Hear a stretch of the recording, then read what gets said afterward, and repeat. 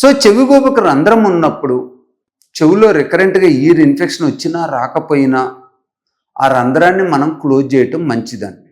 చాలామంది అంటుంటారు, ఏమంటే నాకేం ప్రాబ్లం లేదు, చీము రావట్లేదు, రంధ్రం ఉంది కదా అని. ఎందుకంటే తర్వాత అయినా మనకి ప్రాబ్లమ్స్ క్రియేట్ చేయొచ్చు. ఎందుకంటే రంధ్రం ఉన్నప్పుడు ఎప్పుడైనా మన చెవికి ఇన్ఫెక్షన్ వచ్చే అవకాశం ఉంటుంది.